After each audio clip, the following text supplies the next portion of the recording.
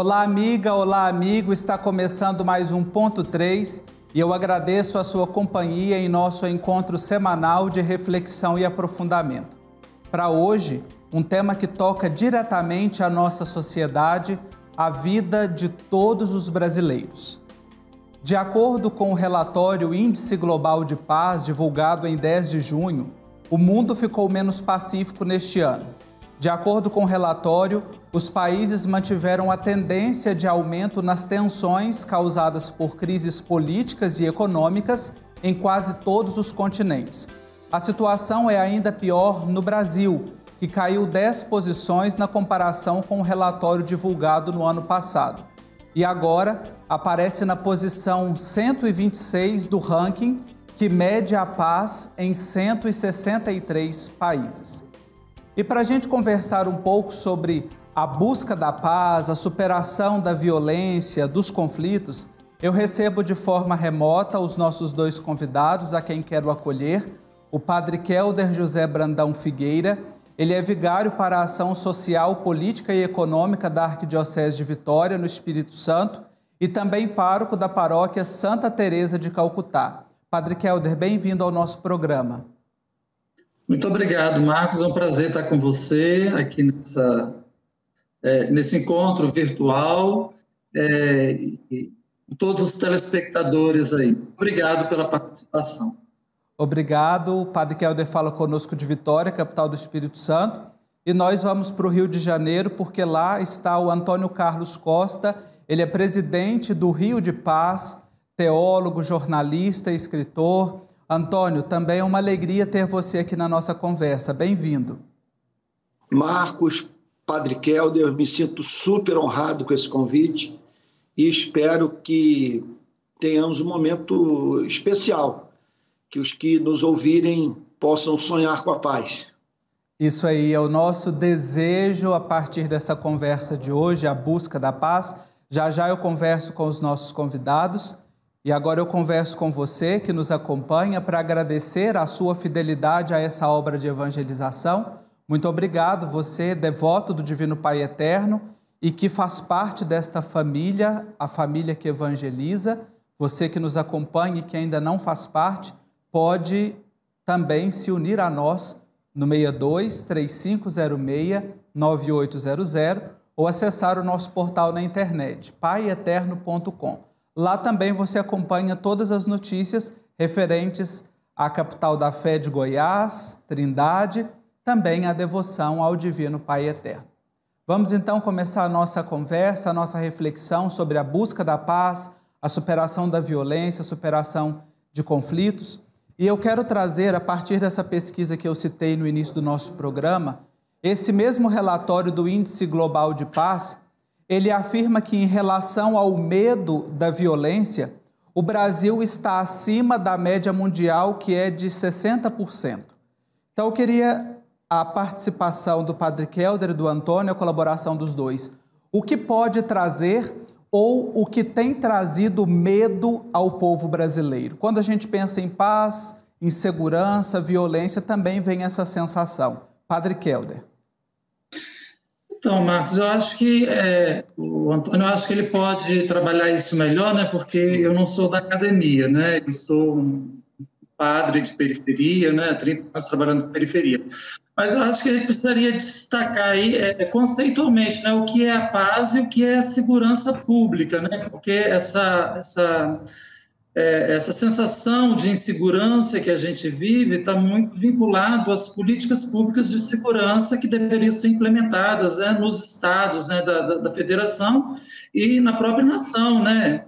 E a gente vive hoje assim, um estado policialesco muito forte no Brasil e nos últimos anos uma tendência muito grande, né, de estímulo, de incentivo à violência, ao armamento da população, né? Nós temos um governo que aporta esse discurso e que difunde, né, essa política armamentista e de posição de medo, né? Então, a sociedade que é uma sociedade, né, historicamente, que vive sob o jugo da violência. A gente também tem que ter isso muito claro, que a história do Brasil é uma história de violência contra os povos nativos, né, os índios que aqui habitavam, depois os escravos, né, os negros que hoje ocupam as periferias, foram expulsos, né, para as periferias.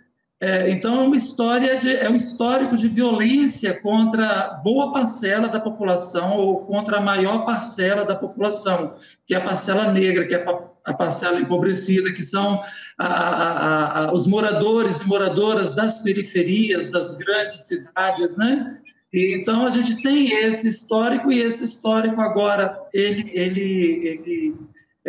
essa violência, ela é insuflada pelo próprio poder público, né? Então, política nos estados, né, ou boa parte dos estados, as políticas de segurança criminalizam os pobres, criminalizam os moradores e moradoras de periferias, né? Então a gente vai alimentando essa ciranda e esse sentimento, essa sensação de insegurança.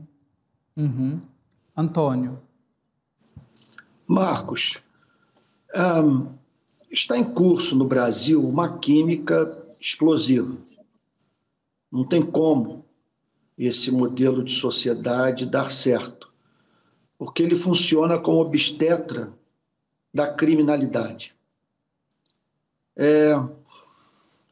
O Brasil extrai do brasileiro o que ele tem de pior e joga cidadão contra cidadão. Por que eu digo isso? Como esperar paz num país tão radicalmente desigual como o nosso? Um fosso absurdo entre abastados e despossuídos, no contexto de uma guerra às drogas.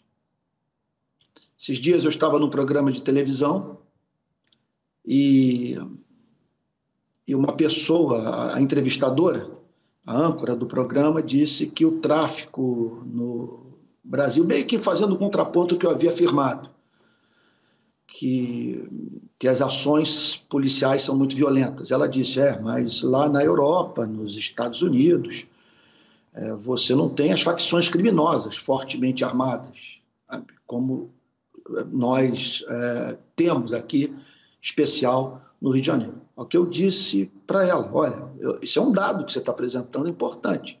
Contudo, nós precisamos fazer a seguinte pergunta, com base nesse dado.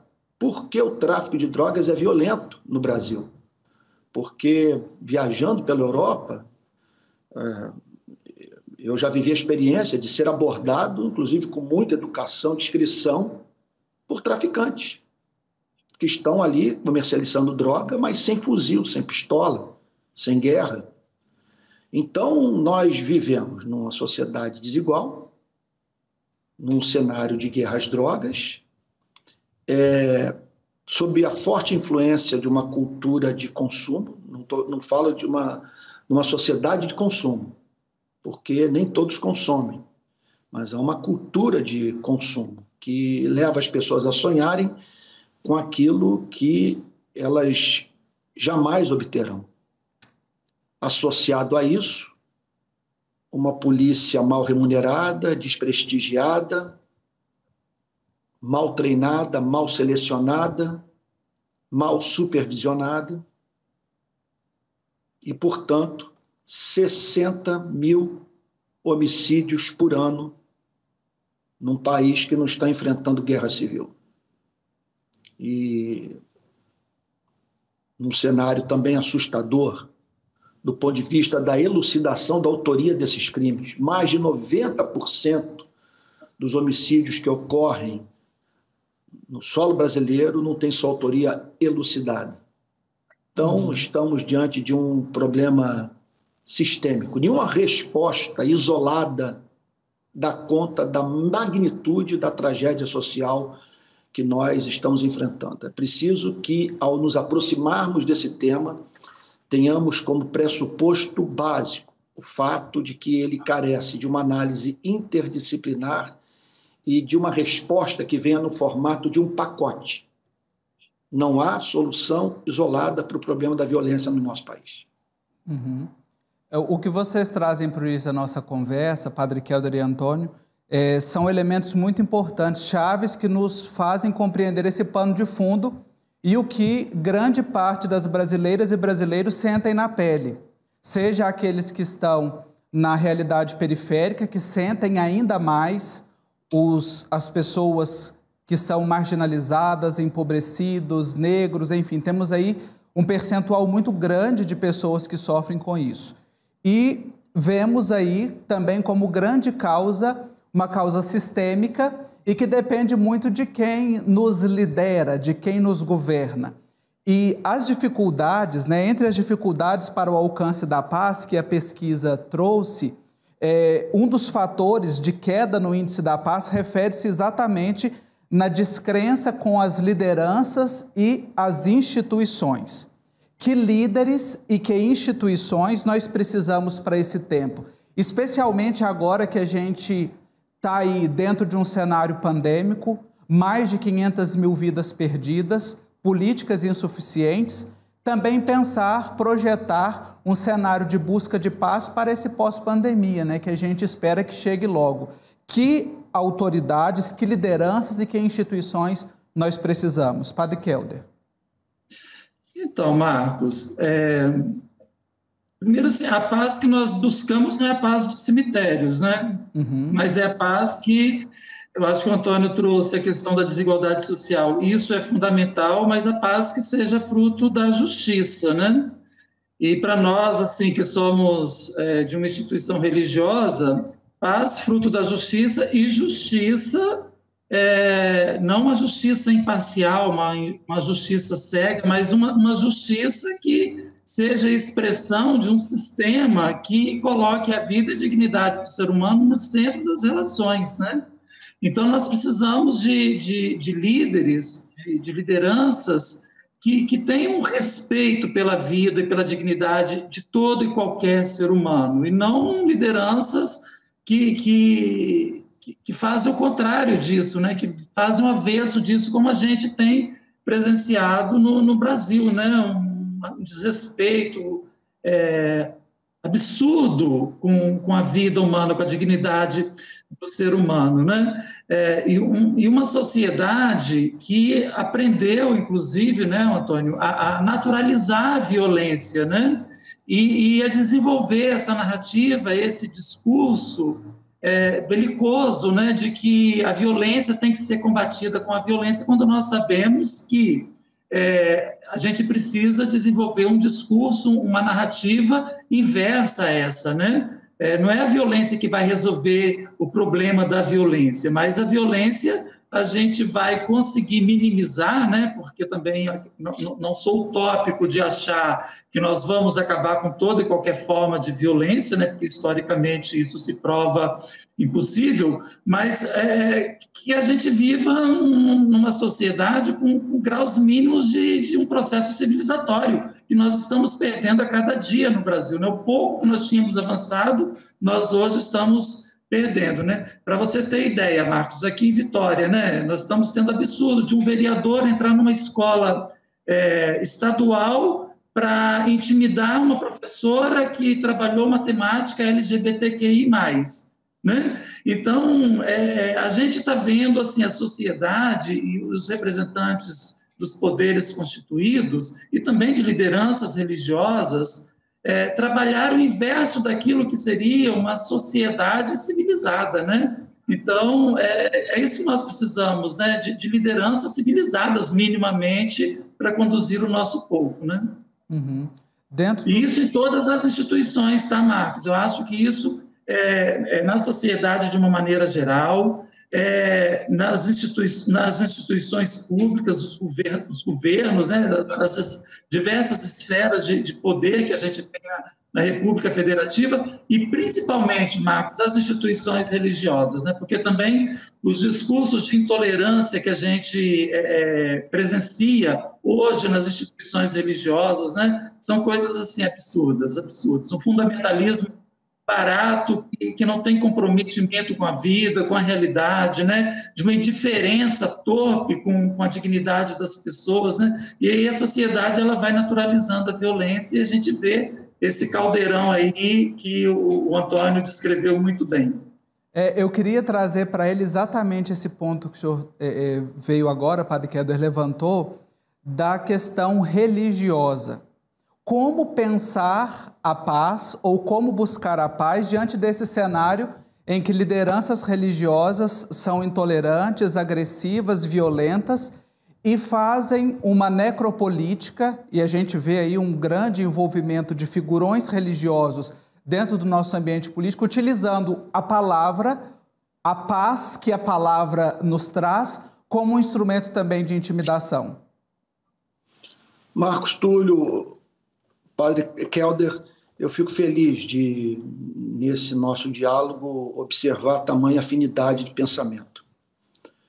E, nesse espírito, eu acredito que vocês concordam comigo que o nosso país sofre de um déficit no processo civilizatório. É um país no qual a santidade da vida humana não é respeitada. Isso tem a ver com a nossa colonização e os 350 anos de regime da escravidão. Isso está dentro de nós e faz com que nós banalizemos o mandonismo, o patrimonialismo, o coronelismo, o abuso de autoridade, a violação de direito, a exclusão social. E, tendo nascido num ambiente como esse, aquele que se aproxima da igreja, ele precisa ouvir a pregação do Evangelho, mas aquela que chama os seres humanos a se reconciliarem com seu Criador a partir de uma autêntica experiência de arrependimento.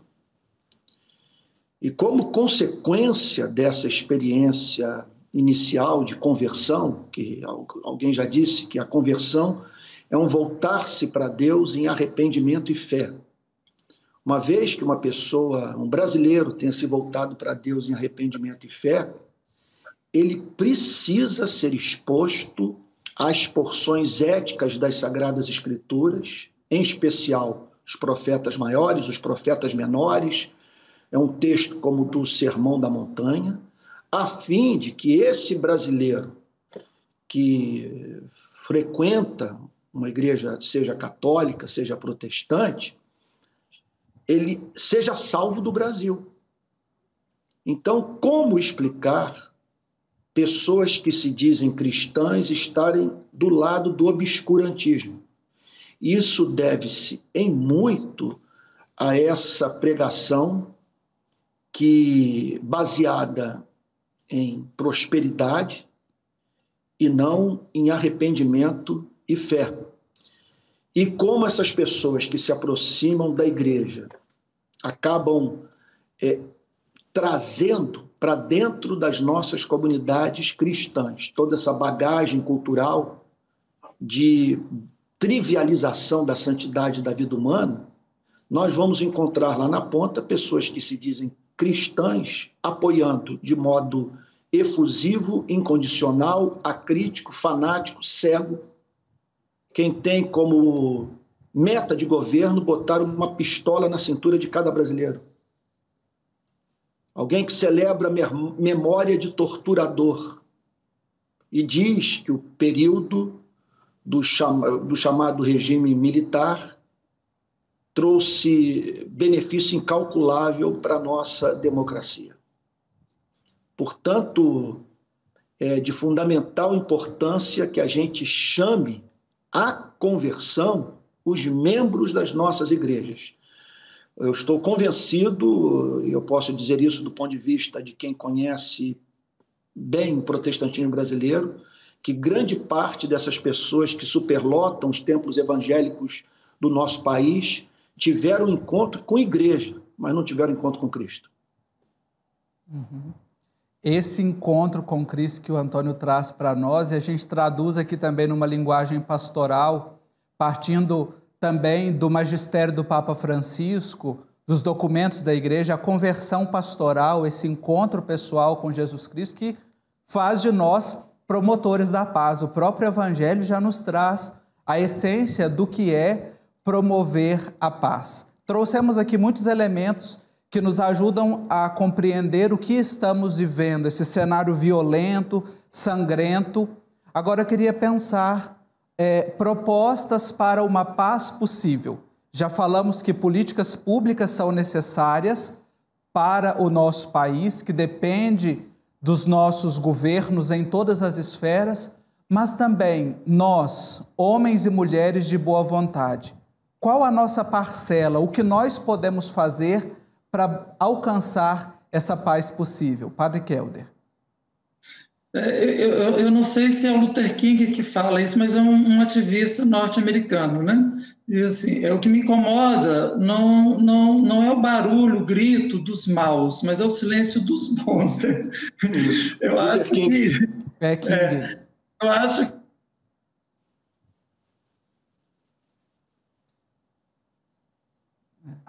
a violência, as causas da violência, né? Promover reflexões, eu acho que romper com mitos e com narrativas, né? Essas, por exemplo, da criminalização da pobreza, né? Essa vinculação absurda e idiota que se faz, imbecil, do tráfico com a violência, porque isso não é verdade. O tráfico ele é extremamente democrático e ele está em todas as esferas sociais e ele é universal, está em todos os países do mundo e, como o Antônio pontuou, muitos países onde o tráfico ele é ativo, ele é intenso, não tem o grau de violência que nós temos aqui no Brasil, então isso é uma falácia, né? Isso é para justificar o comércio de armas e essa política de criminalização dos pobres, porque também, assim, a violência contra o tráfico ela não acontece no tráfico de bairro de classe média e dos ricos, né? Ela acontece nas periferias, né? Então, assim, quando também outros bairros, o tráfico está presente em todos os bairros do país, né? Então a gente precisa desmistificar essa lógica de criminalização que existe, né? Então, essa reflexão, ela é fundamental que seja feita em todos os espaços, né? E, inclusive, nos espaços religiosos, né? O Antônio, aqui, 2 anos atrás, eu escrevi uma série de artigos falando da experiência que eu tenho com o tráfico, com os indivíduos, não com o tráfico enquanto instituição, mas com os indivíduos que estão no tráfico, né? E era uma série titulada O Meu Cristo Traficante. Então, a gente precisa desconstruir essa lógica que impera na nossa sociedade, né? E, para isso, a gente precisa também romper com os nossos próprios medos, sabe, Marcos? Eu acho que a gente tem iniciativas pessoais de conhecer, de entender esses mecanismos de violência que são historicamente alimentados no Brasil, né? E a gente ir ao encontro de quem mais sofre violência. Então, assim, historicamente, nós temos as minorias sociais, eu disse no início da minha fala, e a gente precisa ter esse encontro, essa conversão pessoal e institucional que você e o Antônio trouxeram, indo ao encontro dessas categorias que são vítimas da violência, né? Nós vamos chegando ao fim desse nosso programa sobre a busca da paz, a superação da violência, a partir dessa conversa muito lúcida com o Padre Kelder José Brandão Figueira, ele que é vigário para a ação social da Arquidiocese de Vitória, no Espírito Santo, o Antônio Carlos Costa, presidente do Rio de Paz, teólogo, jornalista, e a partir dessa conversa quero destacar aqui 3 pontos, como de costume no nosso programa.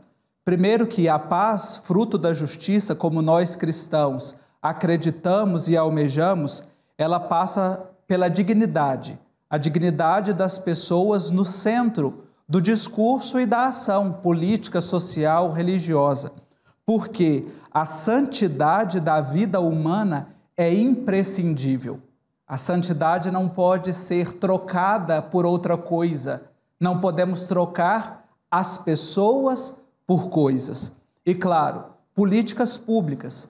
Ninguém está inventando a roda, mas as políticas que já estão dadas aí que precisam de ser efetivadas, com esforço contínuo daqueles que nos lideram e de nós, sociedade, homens e mulheres de boa vontade. E eu trago como poema final para esta nossa reflexão um texto de Dom Helder Câmara, um grande sonhador da paz e também um grande construtor da paz. Em 1976, ele escreveu e pronunciou o seguinte poema: O que te tornou tão assustadiça, pomba da paz? Por que te custa tanto pousar no chão dos homens? Por que não te aninhas um instante em minhas mãos de homem sedento de paz? Só virás quando tivermos efetivamente abolido as guerras, serenado o egoísmo, posto limite à ambição? Quando entendermos que não és um talismã que atrai a paz, mas recompensa da paz que nos cabe criar? Pensemos sobre a busca da paz e o que nós podemos fazer para encontrá-la. Um abraço forte e até o nosso próximo encontro.